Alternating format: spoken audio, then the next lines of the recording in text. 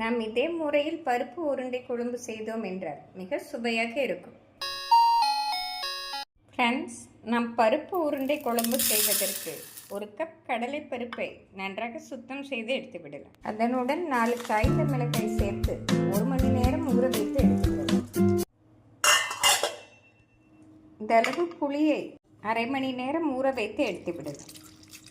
Friends, கடலைப்பருப்பு 1 மணி நேரம் நன்றாக ஊறி வந்துவிட்டு தண்ணீரை வடித்து மிக்சி ஜாரில் சேர்த்து விடலாம். ஊற வைத்த கடலை பருப்புடன் பொடியாக நறுக்கிய வெங்காயம், 1 ஸ்பூன் சோம்பு, சிறிதளவு பெருங்காயத்தூள், 2 பல் பூண்டு, கறிவேப்பிலை, தேவையான அளவு உப்பு சேர்த்து கரகரப்பாக அரைத்து எடுத்து விடலாம். இந்த அளவு கரகரப்பாக அரைத்து எடுத்து விடலாம். உருண்டைகளாக உருட்டி எடுத்து விடலாம்.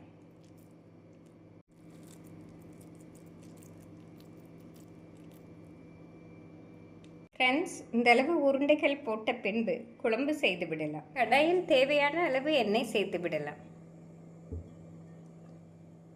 எண்ணெய் சூடானதும் 1 ஸ்பூன் கடுகு, 1 ஸ்பூன் உளுந்து, ஸ்பூன் ஜீரகம், கடுகு நன்றாக பொரியவும் அரை ஸ்பூன் பெருங்காயத்தூள் சேர்த்து விடலாம்.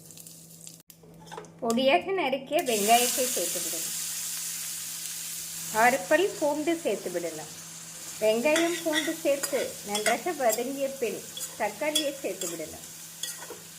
வெங்காயம் பூண்டு இந்த அளவு வதங்கவும் நறுக்கிய தக்காளியை சேர்த்து விடலாம். 2 தக்காளியை பொடியாக நறுக்கி சேர்த்து விடலாம். தக்காளி சேர்த்து மிதமான தீயில் நன்றாக வதக்க வேண்டும். தக்காளி இந்த அளவு வதங்கவும் மசாலாக்களை சேர்த்து விடலாம். 1 ஸ்பூன் மஞ்சள் பொடி, 1 ஸ்பூன் குழம்பு மசால் பொடி, மசாலாக்கள் சேர்த்து மிதமான தீயில் நன்றாக வதக்கிய பின் ஊற வைத்த புளி தண்ணீரை சேர்த்து விடலாம். புளியை நன்றாக கரைத்து சேர்த்து விடலாம். புளி தண்ணீருடன் 1/4 கப் தண்ணீர் சேர்த்து நன்றாக கொதிவிட வேண்டும். தண்ணீர் கொதிக்கும் பொழுது தேவையான அளவு கல்லுப்பு சேர்த்து விடலாம். நாம் கடலை பருப்பு அரைக்கும் பொழுது உப்பு சேர்த்ததால் இந்த அளவு உப்பே சரியாக வரும். அளவு தண்ணீர் நன்றாக கொதிக்கும் பொழுது பருப்பு உருண்டையை சேர்த்து விடலாம். நாம் ஹை ஃப்ளேமில் வைத்தே சேர்க்க வேண்டும். ஃப்ரெண்ட்ஸ், உருண்டைகள் சேர்த்த பின் 2 நிமிடம் நன்றாக கொதித்து வரவும் மூடி போட்டு மிதமான தீயில் 10 நிமிடம் வைத்து விடலாம். ஃப்ரெண்ட்ஸ், உருண்டை நன்றாக வெந்து வந்துவிட்டது.